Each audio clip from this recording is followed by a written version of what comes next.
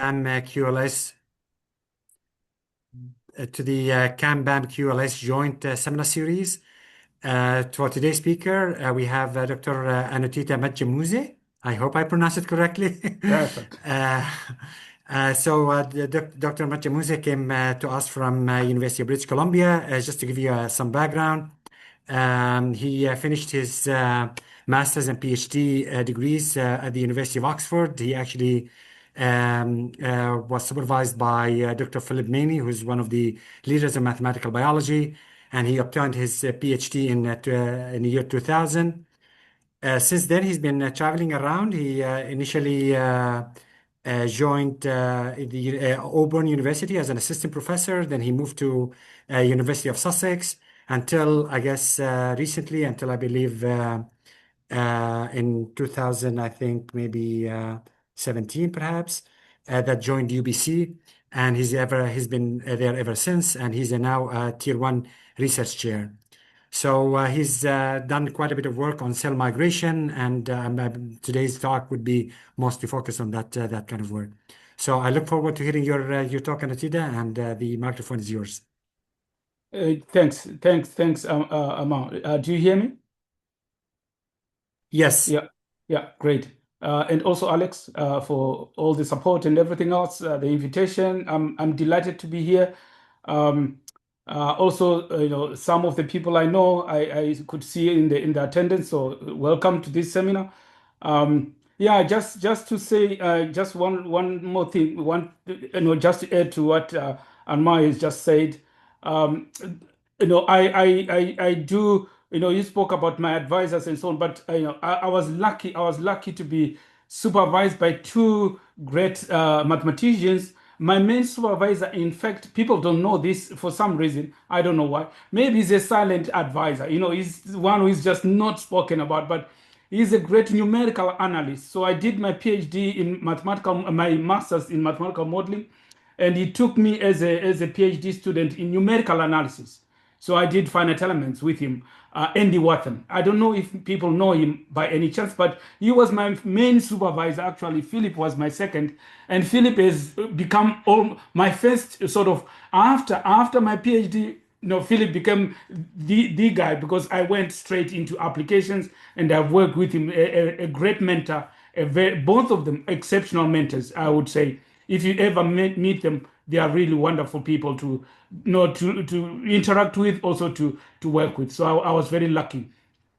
My talk will reflect after 25 years almost leaving Oxford. It will reflect that combination of applications to biology with rigorous numerical analysis and then the mathematical modeling. So what do I want to cover? I want to cover how we model single cells as entities, geometric entities. Think of manifolds enclosing some structure, cytoskeleton structure, and everything is dynamic. So how do we do that? And this is my focus. Can I go to the next one? Yeah. I should have also said to Alex, I'm using this computer for the first time in my office because I normally use my laptop to give talks, but today I decided to use my main one, my PC. So let's see how it goes. So this is my. So I just want to give you a very brief sort of background of who I am. I mean, I know I could talk about any of the points that I have itemized here, but my main focus is really to develop mathematical and computational models for cell motility and pattern formation. Pattern formation is driven by mostly reaction-diffusion equations. And so this was my primary PhD thesis on deforming domains, on deforming surfaces, but now I'm applying to cell motility. And that's what you will see. The idea is to couple cells. On your left, you can see here a cell embedded in a very uniform environment, but the environment is much more complex. The reason I put this picture here is to show you that I have manifolds enclosing a domain that's time dependent.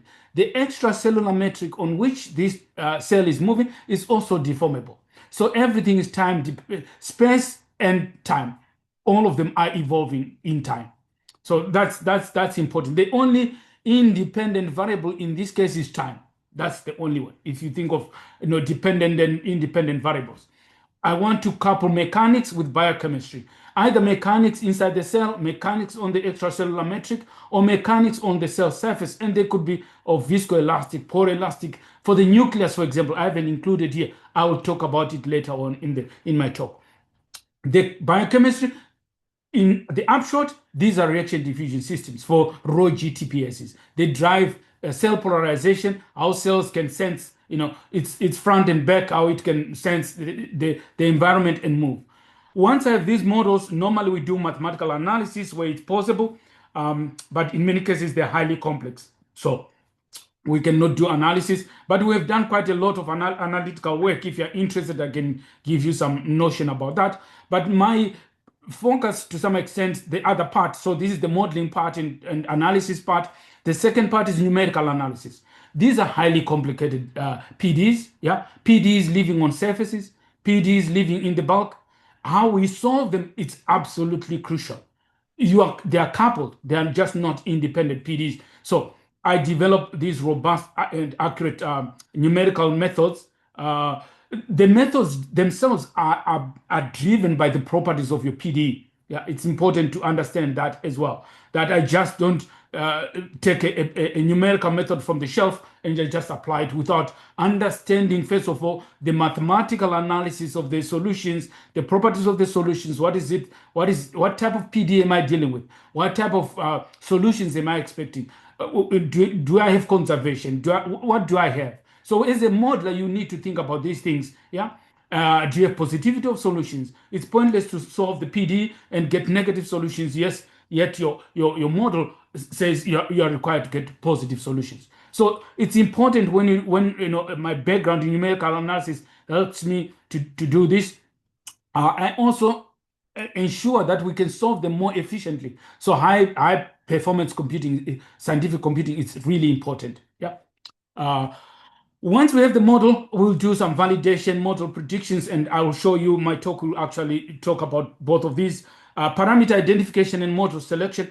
I will talk briefly about parameter identification as in sensitivity analysis, but for this model, we haven't got the data yet to really feed the models to data in a rigorous way.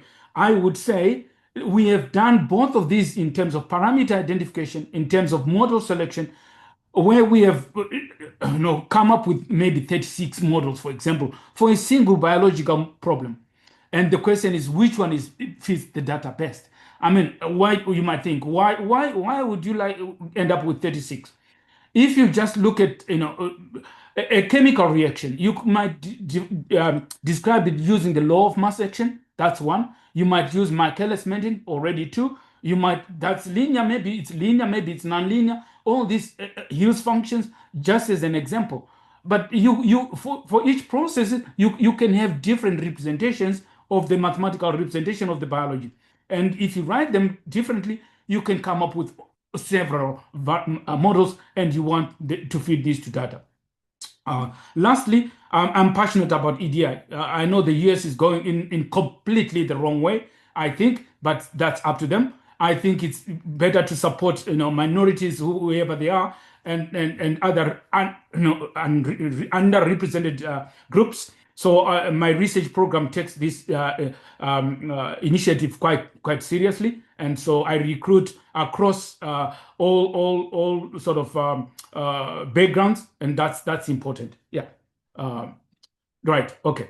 The biophysics of cells. So let's get going. I'll give you some examples in a minute, but my focus is really to, when I have all these models and numerical methods and simulations, I want to apply it to cancer biology, to developmental biology, and there are examples of these where these such models really play a fundamental role in cancer invasion, immune surveillance, tissue morphogenesis, for example, wound healing, inflammation, and so on. I mean, if you cut yourself, neutrophil cells are rushing like crazy, or fibroblasts, whatever. I mean, neutrophil cells, these are in fish.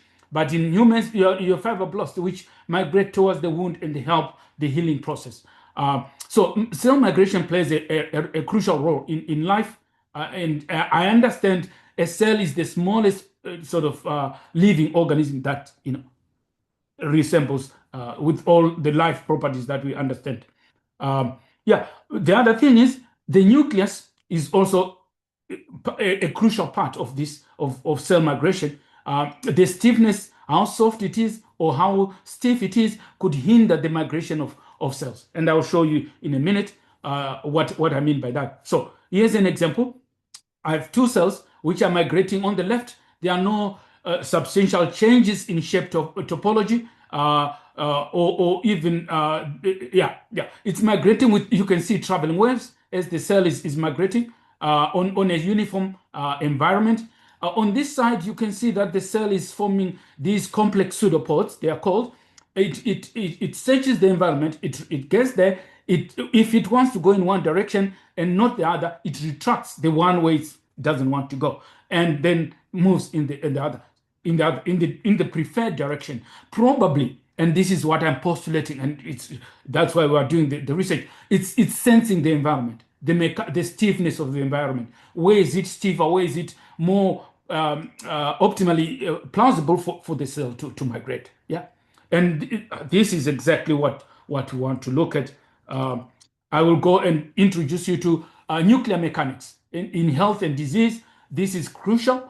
You see here, this is the same video, but shown in different channels. You have a complex fiber, collagen network fiber at the back, and cells are migrating along these fibers. These are complex non-isotropic environments. And the question is, if there are gaps between these fibers, the cell might be able to migrate maybe much faster if the nucleus can go through. So what you are seeing are just the images of the nucleus. As the cell, you don't see the cytoplasm here. Okay, and so this is important to understand. Oh, I've gone one. Okay, so it's important to understand nuclear mechanics, how the cell will migrate in such complex environments, in particular during cancer invasion. Yeah. So this work comes from Katarina Wolf and Peter Friedel in the Netherlands. Yeah. I will click here. Yeah, perfect. If you have any questions so far, I think it's okay. Yeah, perfect. I want to focus now. Really, I've spoken up about the general sort of theme, but here I want to be much more specific. Yeah, I have this example from a modeling point of view. I can see a red concentration at the back end, and this is highly myosin. Myosin is highly concentrated at the back end of the cell.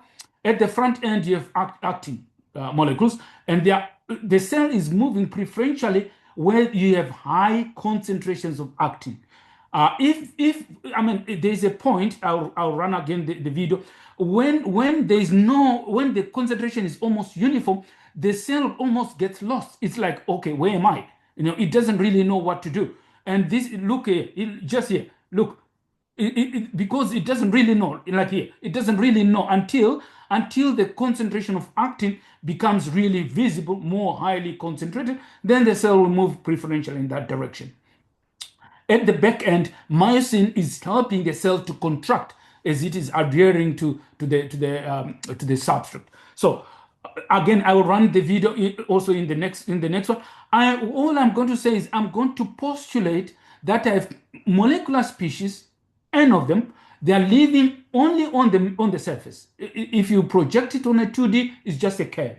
So I have molecules that are living only in this 1D curve or a surface in 3D, and they are reacting and diffusing. And that leads me straight away to coupling mechanics in terms of the geometric evolution of the manifold. I need the manifold to evolve. It's moving.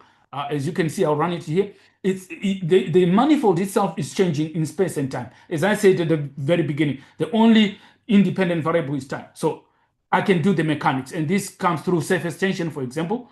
I will give you other examples later on. Yeah, the biochemistry, I'm going to look at just reaction diffusion systems really for sensing and so on, and polarization. So here we are. Here is some maths. I'm not going to go into all the details that you need for this, but just an upshot is I have this material. I have B species. These are molecular species. Yeah. If in the example I gave you, I had two of them. So N would be 2, myosin and actin. Now I have n. I postulate I have n because in general, if I talk to biologists, they will not be happy if I just mention actin and myosin. They septin, there are other lots of other raw RAC CD42. I could go forever, hundreds of molecules. Yeah. So they are living on the surface. Gamma of t here is a time-dependent surface. Yeah.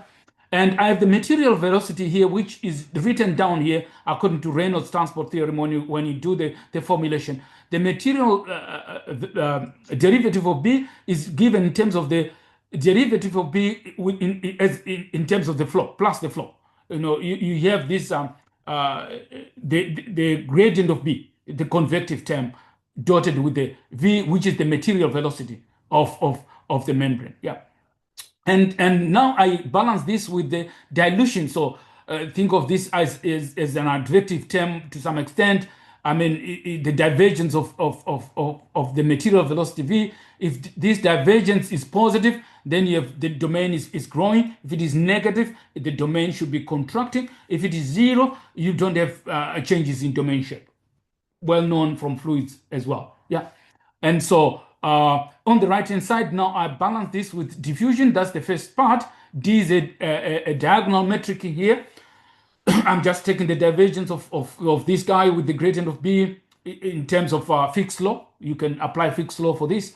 The second part is really where the B's are interacting.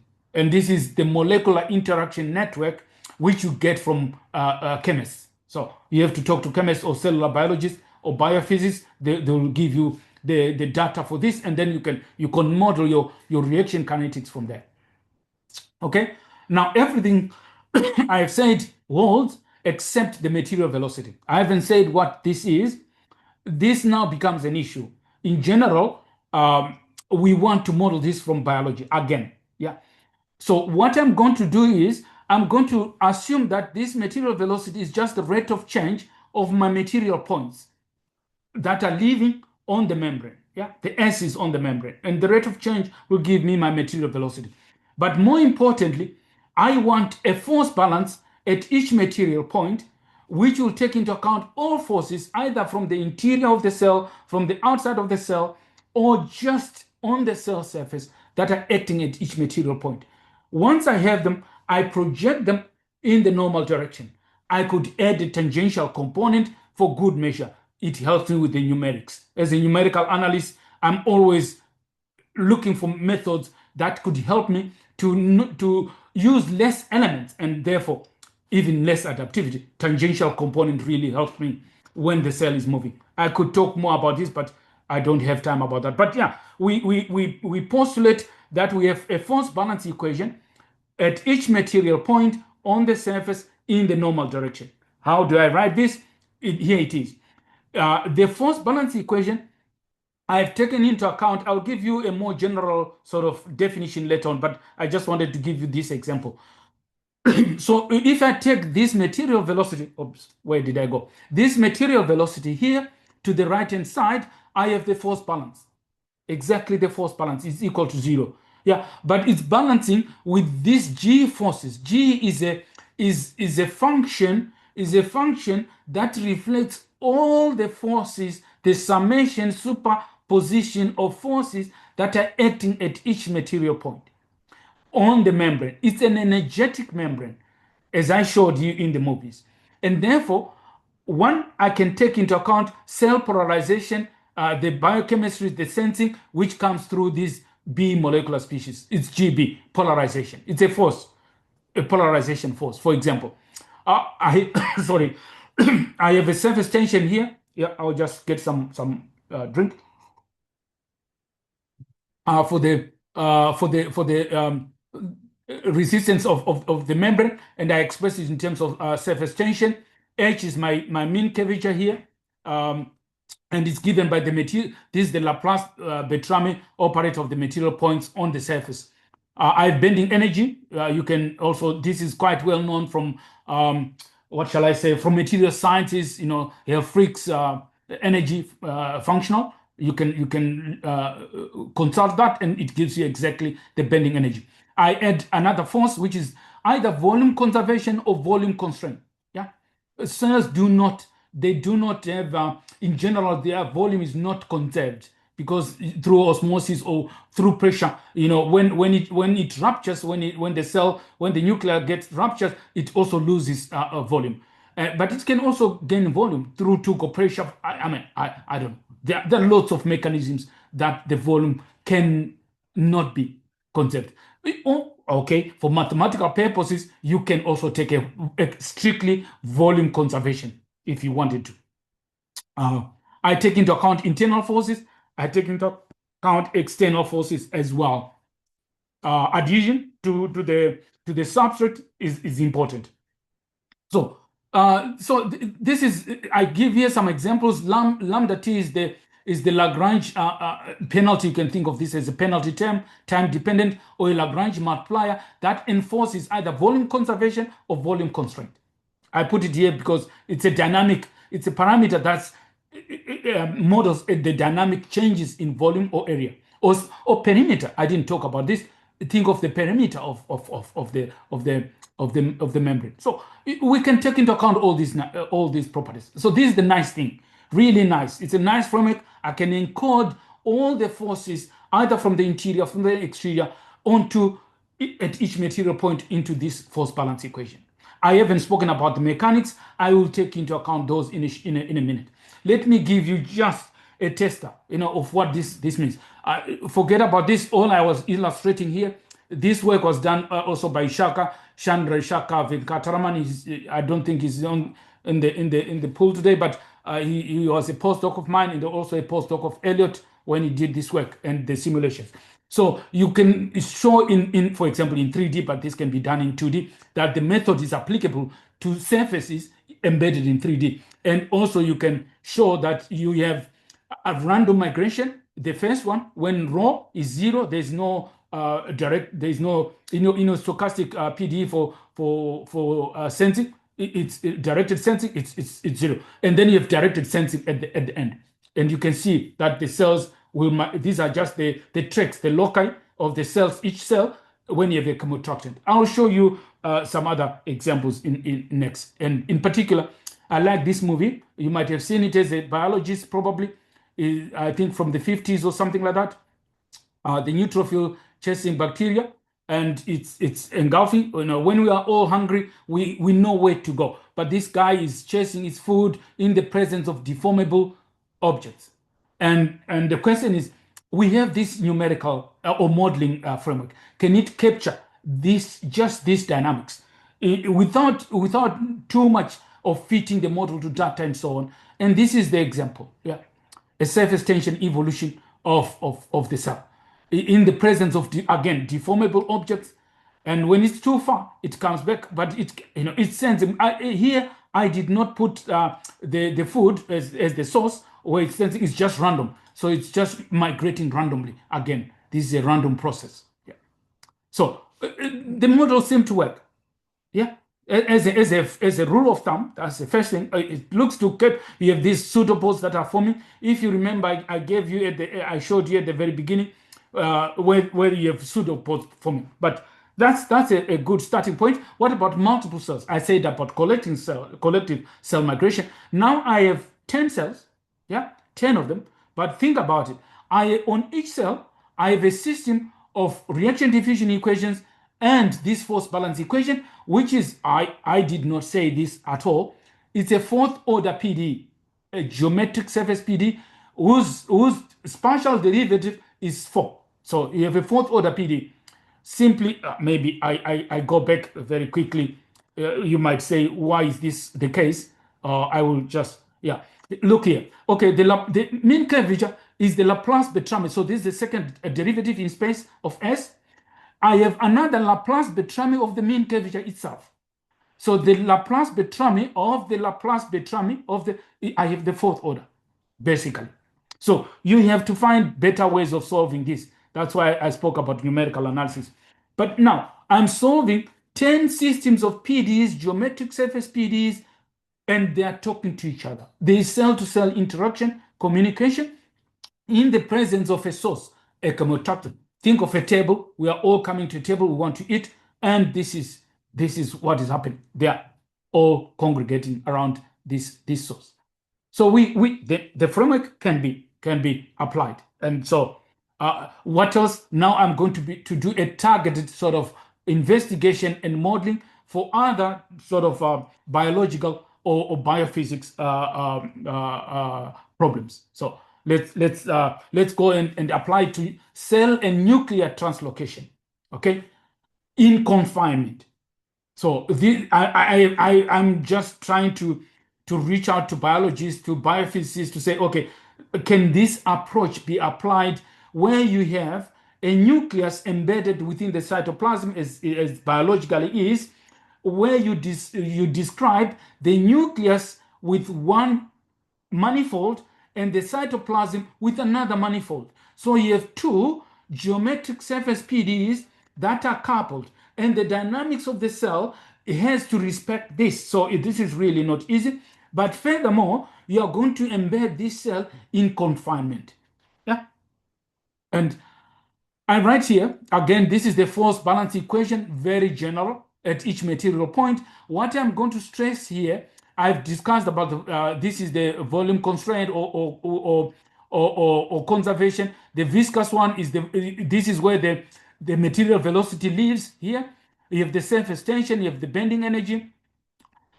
Now we have the self repulsion. So you don't want manifolds to curl on each other. Yeah. So you want forces that will say if the manifold is going to curl, so that this could be maybe plausible in infusion, but for fusion, but purposes, but not for this purpose. So we want to model that force. We can include mechanics. This is the mechanical properties here. External forces are in this external. I just give you as an example an equation for the Lagrange multiplier. It comes from a differential equation which is given here for example for the cell plasma membrane, for example. Yeah, as I said, this is the viscous force here with the material velocity v. This is the surface tension. I already talked to you about this, which is in terms of the mean curvature.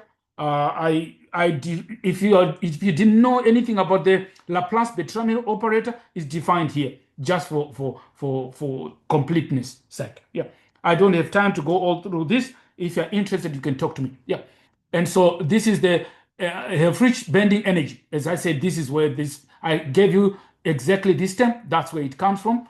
If you minimize this, what else? If you go, sorry, the variational form of it. To prevent non-physical self-intersections, this is the force that I impose. I have an example later on. I'll show you what this means. I think that's it. These forces are plausible because we are modeling a biological system that doesn't exhibit self-intersections. Yeah. Here are the mechanics. I have two types of mechanics. One of them is elastic. I treat the cell membrane as an elastic body, or I treat it as a viscoelastic material, and therefore I can now encode. I can compute as long as I can find this stress tensor sigma, either for elasticity or for viscoelastic, which is given here.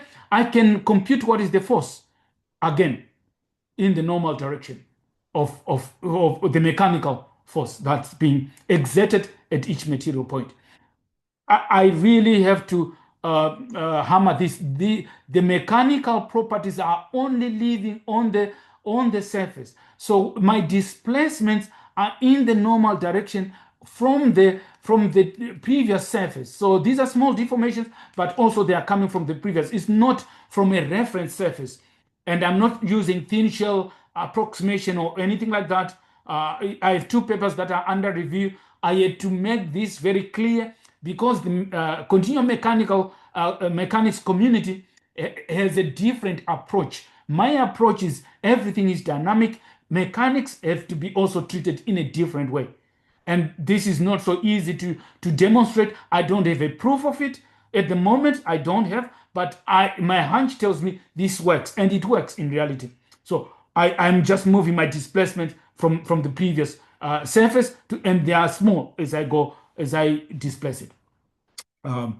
Yeah, I hope one day we will have some mathematical analysis for that. Okay, external forces, there are quite a lot of them, depending on what you want. But all I'm telling you is you can encode as many forces as you want, as long as they are plausible, as long as you can justify them. So, for example, I have this force here. It's modeling interactions between the cell and the external physical constraint. Like if I have a confinement, which are channels, then I have that. Or think of other cells. If I have cell to cell, I treat that as a physical constraint as well. Active pressure. If you have a pressure gradient going on through the cell or through the member, the extracellular metric, you can model it like this. I have because I have these two manifolds that are talking to each other for the nucleus and the cell membrane, I need a force that ensures that the nucleus doesn't run too fast beyond the cell plasma membrane. This doesn't happen physically. So I have to ensure that my computations really respect this, and that I just include forces in both the nuclear envelope as well as the cell plasma membrane. Yeah, and this is the force. This is, it's in both ways, but with a negative sign if you write them down. So just for good measure, I write the two evolution equations for the cell plasma membrane and the nuclear envelope. I write the two of them, and they are given here.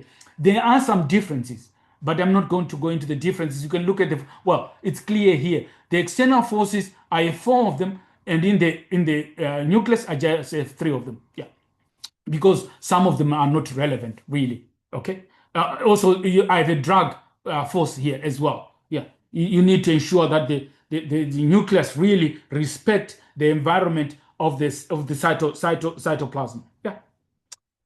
Okay. Let's see. We apply it now. Okay. This is. I wish I could take questions, but I don't have time. I'll take them hopefully at the end. But all I'm saying is I can do this. I can have two manifolds talking to each other. Now I'm going to embed them in an environment, and let's see what happens. So here I have again from Catalina Wolf, who is my collaborator, and Peter Friedel in the Netherlands. They gave me this. So you're looking at a cell and the nucleus. Look at the nucleus. It's being dragged along by the cell. As I said, it is to respect the boundary, the cell plasma boundary, but also the cell is making this long filapodium in searching the environment where it can penetrate, where it can go through, and so on. If this nucleus in green is very stiff, the cell will not be able to migrate more efficiently. So the mechanics of it is very important. Yeah, and so that's what we're going to study.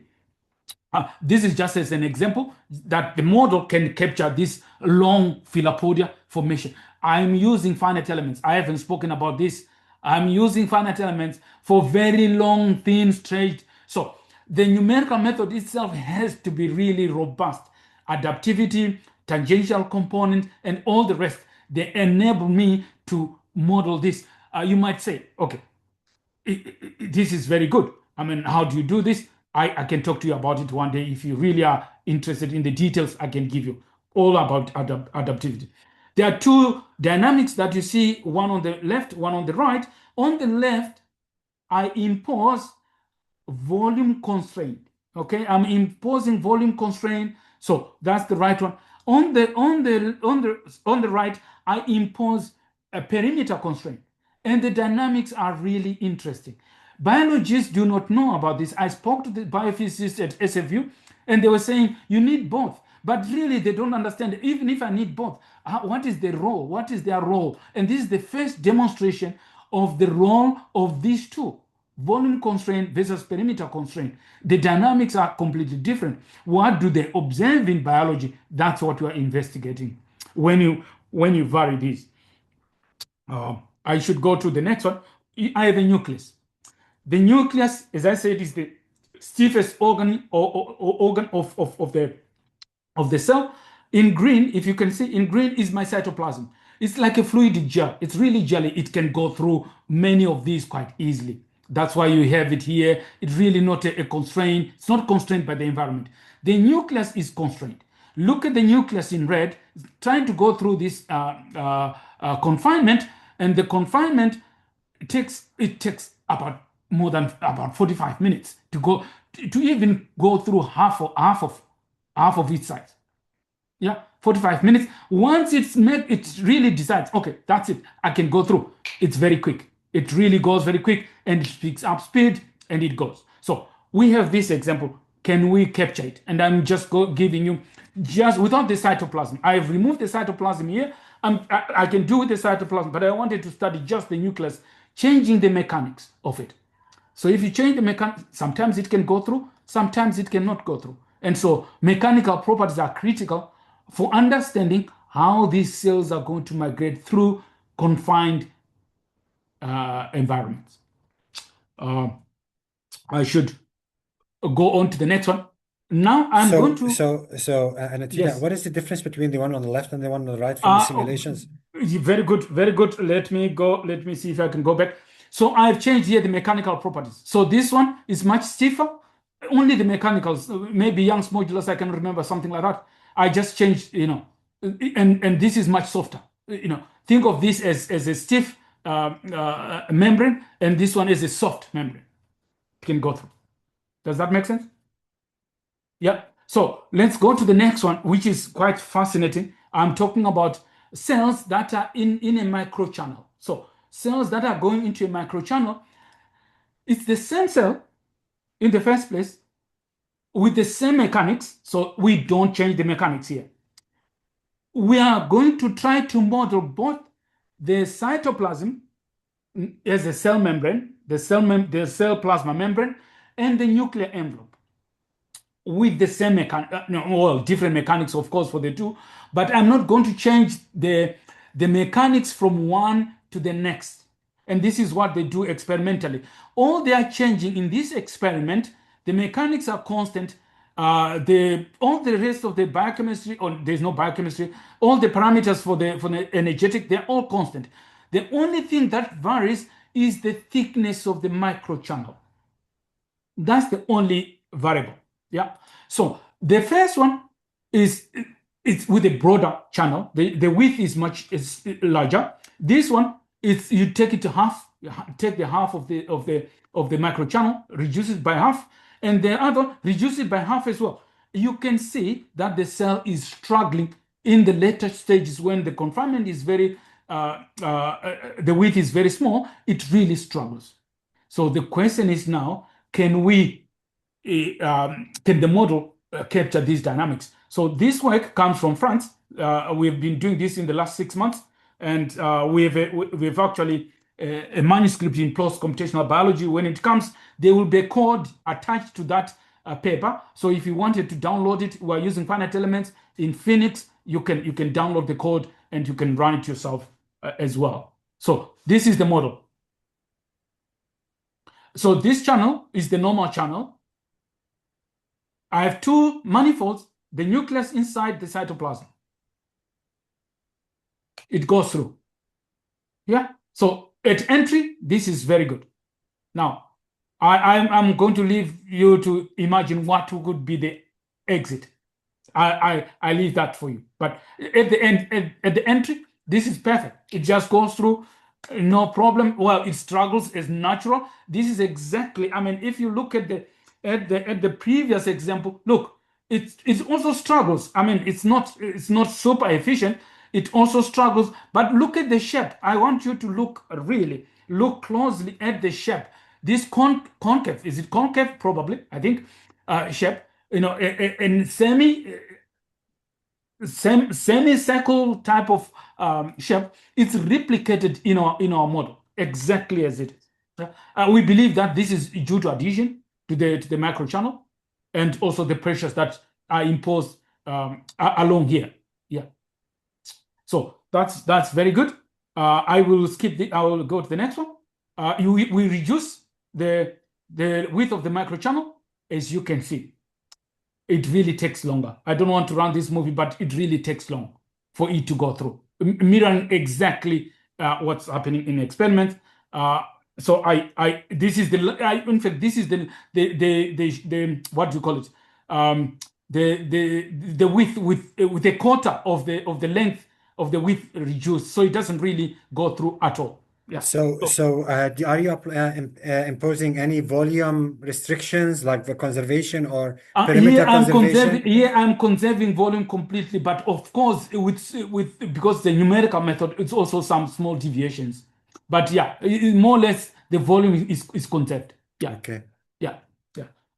I haven't started. That's a good point, actually. I have lots of ideas. Maybe I do volume constraint, I do parameter, but when you work with collaborators, once they see the result, they want to publish it. Let's go, and this is great.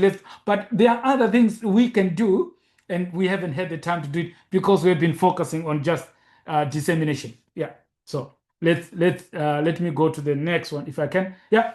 The idea I just wanted to show you again, we can generalize this framework to multiple cells, collective cell migration with, sorry, I just switch on my alarm, switch off. So where I have now two manifolds, I showed you collective cell migration, but I had only a single manifold. I had only the cell plasma membrane. Now I have both of them. I have the nucleus as well as the cell plasma membrane, and I have some my postdoc was very ingenious. He said, okay, why don't we introduce some kind of a gradient on one of the cell side that they can sense? So, I mean, I'm not too romantic, but, think of, two, guy and girl, they like each other. They only have to come together. And these two are completely in love. That's it. They cannot be separated because there's that gradient. You see the high concentrations in one, they keep really being together, but the other ones, they've gone.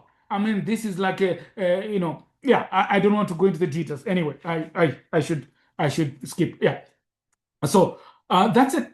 So the framework can work very well including multiple cells. This I'm going to be very brief here because there's quite a lot. Basement membrane has been studied very well, but what is basement membrane? It's a membrane that is enclosing let's say breast cancer cells, for example. And in order to understand cancer evasion, these cells, biologically, they can be shown to go through the membrane when gaps appear through the collagen 4 fiber. So there are periods when the collagen 4 fiber network that forms the basement membrane loses its integrity and holes appear. Once these holes appear, the cells can sense that and they want to go through. And if it is big enough, they can go through. If it is not, they have to find somewhere else. And so this is what I'm going to give you. But because of time, I really don't have the time to go into all the maths. I will just give you one slide. Let's look at the biology. This is exactly what I described here. I have a basement membrane in green. I have cancer cells, it's a packed breast cancer cells, yeah, inside. And I can see the nuclei highlighted in blue and so. And so I'm going to, I mean, maybe before I even do that, here's a movie. Can this run? Yeah, it's a movie that shows the formation of these philopodia, long, thin philopodia to explore. Once the pores form, the cell is going to, I don't know if you can see it, somewhere here they are forming, they are going out of the basement membrane. And this is a trail of cancer cells that are coming out now through here. It is the cells have decided that this is the pore that's manageable and they can go through. And I want to demonstrate that we have a model that can capture these dynamics. Philopodia are formed randomly. Each cell, remember, it's a dense cell. Each cell, they are helping each other. Yeah, you have cells that are helping each other and exploring these pores in a random fashion. If this pore is not good enough, they explore another one very quickly until they find one that they can go through. And that's what this is the mathematical modeling. We talk about mathematical modeling. I mean, I have cells here on one side, and these cells, where they are attached to the basement membrane, I have put a continuum membrane, plasma membrane, but it's not from one cell. Has to be understood. It's not from one cell. It's from the union of cells that are touching the basement membrane, which is in blue. Yeah, and then I was talking about intersections of manifolds. This is the one. There's a force. The manifold is going to self-intersect here. If I don't do anything, I'm in trouble, and therefore I need these forces. And there are also forces for adhesion and so on and so yeah. They are in the same framework. They are non-dimensionalized. And then I have these collagen covalink crosslinks, which helped the basement membrane to have these pores forming. The ones in inactive here, denoted by this inactive link. So that these are the pores. In pink, maybe I'm not sure, maybe orange. In orange, these are the pores that are formed. So the cells, they are sensing this. They are sensing if they can sense and say, oh, this is not a good one, it retracts. If this cell feels, oh, this is a good pore, we need to go through, it really pushes very hard, and they try to go through that one. Okay, it's a very complex environment, a very, very complex. The model is here. This work is going to be, fingers crossed, we're in the revision. We're going to resubmit end of next week, the Journal of the Royal Society interface. So if you ever look for it in the future, it will be there. Also, the code will be there for this work. So here is a zoom in of the numerical method. I'm not sure if you can see. Let's see. Yeah, you see this is just an illustration of these filopodia that are forming randomly. They are forming randomly. Here I have a zoom in. You can see them, and these are the orange ones, and so. But this is just an illustration, really, to say our model. That's how it belongs. But again, I have to run this. I'm solving finite elements on these very thin stretch domains. Yeah, curves in particular. And here's an illustration again.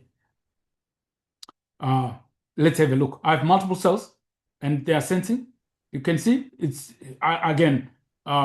It has found here a pore that it can try to move out, but for some reason the nucleus is really not sensing it, that it can go through at all at the moment, and so it keeps inside, and so it has to retract. The whole of this filopodia will be retracted back into the cell.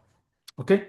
Now let me show you where a plausible cell could say, okay, this is the exit, and I need to go out, and it will maybe I don't need to spoil. You can have a look. Yeah.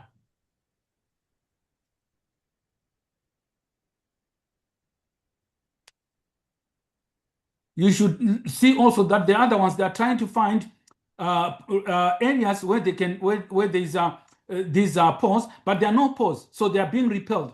Where there are no pores, they cannot do anything. But look here, this cell has gone. The filopodia has said this pore is big enough. The nucleus is really sensing. It can sense, and look, it's sensing. It comes back again. It comes back, and look, it's now trying to squeeze out. Yeah, you can see it's really pushing very hard until a point. Oops, it's out. It goes out. And once they do, I understand, and this is the second phase of our modeling. These cells have to follow. It's like following the leader. They have to follow, and therefore the whole process of cancer invasion will start. Yeah, I think I will stop here. I have another talk that I wanted to give you, but I think another sort of how much time? Yeah, I will stop here. I'll just leave you with some videos where we show cells also in confinement. Maybe this is a nice one, but they are driven by biochemistry. So these are these are solutions of my reaction-diffusion system in the bulk. I have a bulk and a reaction-diffusion system here, but also the evolution law of the membrane that's coupled. And where the dynamics are not so oscillatory, the cell goes into a uniform state in equilibrium. But where you have these high oscillations, the cell is really making dynamics. Also the tumbling, I think I have one. This is the one where the cell is tumbling. People have spoken about tumbling. This is all imagined. I'm not imposing anything. It's just the dynamics that's doing this. So I was very shocked when I saw tumbling from this simulation. So again, we can do the bulk surface, and so I what I have presented is a different formalism from the standard formalisms that have been presented in the literature. People think of phase field models, maybe you can think of cellular pulse models, there are other particle models, but here we care so much about the geometry of the cell as a single entity, which is described by the manifold encoding the structure, cytoplasm. I haven't spoken about this structure. It has microtubules, intermediate filament, the nucleus. I've modeled the nucleus, but there are other things that we haven't modeled. Focal adhesions, for example, and this is the next project that I'm starting in Montpellier on focal adhesions. So we want to generalize this framework to study focal adhesions as well. And so, I think this framework by itself takes into account the physics of cell migration, cell motility, natural. The forces, everything else is taken care of very naturally. You don't have to do anything extraordinary. Okay, you have to solve these complex systems of PDs, but we have the machinery, we have the expertise to do that. And so this is doable. I would like to thank my collaborators here. Probably some of them are here. Mainly Shaka has done some of the preliminary work that I showed you. Murphy has done coupling mechanics to biochemistry. I didn't talk at all about this project, but it gave us the ideas to some of this work. So the bulk of the last work that I've showed has been done by two postdocs in France, David and Francesca. And so Francesca has the paper in computational biology. If you ever go and look at it, this is the nucleus in confinement and the cytoplasm. David is doing the the membrane, basement membrane. Sorry, and the other work done by Jupiter, the one that I just showed really just now, a PhD student of mine now. He was a master's student then. And so in collaboration with Jack did the analysis of the reaction-diffusion system to be able to get these oscillatory solutions that we fed into the numerical method. And so I have some undergraduates who are working. These are just two of them, but I have quite a lot of them now. And so David has been instrumental. I should also put Victor Juma here in terms of training these sort of early career fellows in the use of finite elements. Yeah. I will stop here. I want to take some questions. I apologize for taking longer than maybe necessary. Yeah. Thank you very much, Anotida, for a great talk. This is really informative. The floor is open now for questions.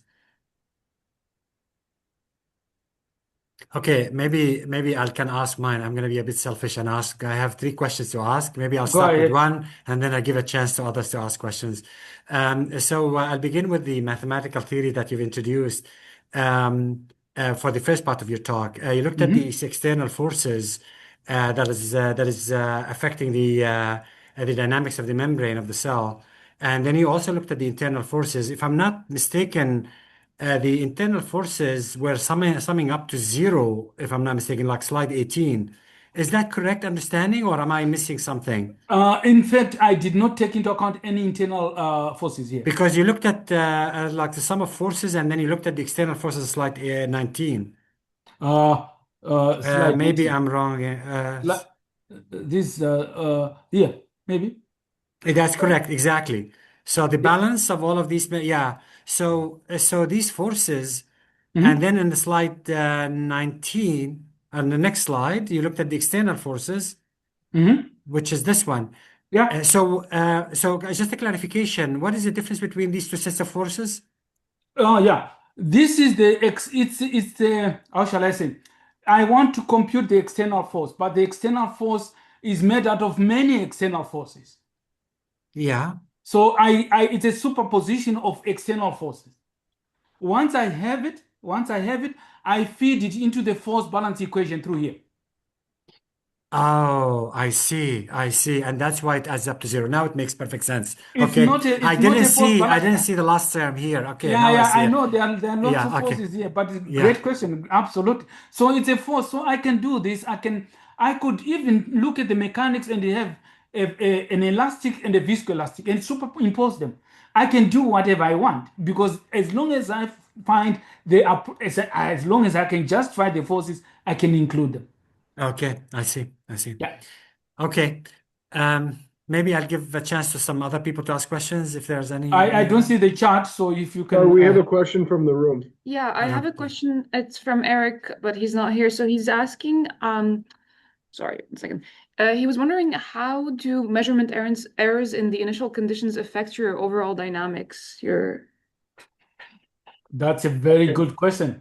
That's a very good question. So, generally, oh, it's everything is dynamic.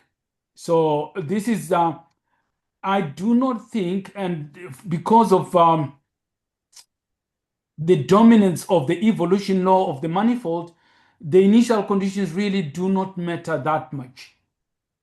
So I will start with my initial configuration for the evolution law with a circle or a sphere in 3D, and this deforms in many ways, and it doesn't really depend in if I change the chemotactic, if I change, then yeah, for the same initial condition I could get a different. If I have a random stochastic process somewhere, then it's very dependent on the randomness. Yeah, I don't think they are hugely important, and I've shown this in my studies that when you model these, because one of the criticism for the theory for pattern formation was its dependency on initial conditions. That was not, when you change the initial conditions on stationary domains, the patterns will change.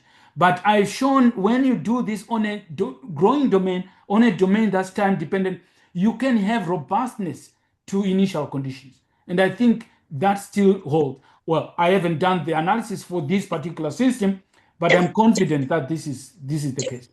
Yeah. Thank you very much. You're welcome. Any other question? So my other question that I'd like to ask is, at least you could see some of the movies is that you have multiple protrusions. Again, it's the same part, the first part of your talk. Like some of the movies, these cells actually generate multiple protrusions. But I noticed at least in your simulations, not in terms of a confinement, but those simulations where you try to see if they can protrude or not, like, generating these. I completely get the question. Yes. Yes. So, under what conditions can you get these coexisting protrusions? Is it possible to get it in your model or not? So exactly. So I chose. There are two things. So think of this. When I look at a reaction diffusion system, for example, very simple. If I can do analysis and isolate modes, when I can get one, let's say, pseudopod for me. So this is like one wave number. If I have one wave number, then I get one pseudopod for me. If I want to have multiple pseudopods for me, depending on my system, I might choose multiple wave numbers, parameters that isolate these multiple waves, and therefore I have various pseudopods that could be forming. Oh, I Okay. see. I see. Yeah. So that could be one. Primarily for the first part, that was the case. That they are dependent on the parameters that I chose. I constrain the parameters for something that I know already. I know that I will only get one or two pseudopods forming, not more. If I wanted to get more, then I have to do a lot more. So the reaction diffusion term that describes the interaction of different molecules within the equations, wouldn't that allow also additional protrusions to occur? Yes, yes. So depending on the parameters, exactly. So also it depends on the model. So if I have a bistable system with multiple equilibrium, I could also get that. If I have oscillatory solutions, limit cycle, I could get. You can get that. Yeah, I see. So it really depends on the model as well. What is the reaction kinetics? So I have developed many of them, like bistable systems, oscillatory systems, and I haven't put them into this framework. It would be nice to, but that's my third question was just make it oscillatory and what happens. Okay, I see. Yeah, this is good. I have a paper that I just submitted to PNS Nexus. So this is not the full PNS. It's under review. I think it will be accepted very soon, where we look at understanding limit oscillators, limit cycle oscillators, by calling upon the Floquet theory, and you can look at how diffusion destabilizes limit cycles. And that will give really, it gives us really an amazing array of solutions, from traveling waves, bistability, pattern formation. You have it all. I see. This is much, much more general. But the theory has been limited because we could not study the eigenvalue problem using the standard techniques. But if we use Floquet theory, this allows us to do that precisely. I see. Yeah. Okay, one last chance if anyone else has questions. Okay, thanks very much, Anotida, for a great talk. I really enjoyed it, and I'm guessing everyone else enjoyed it as well. And hope to see you soon as well.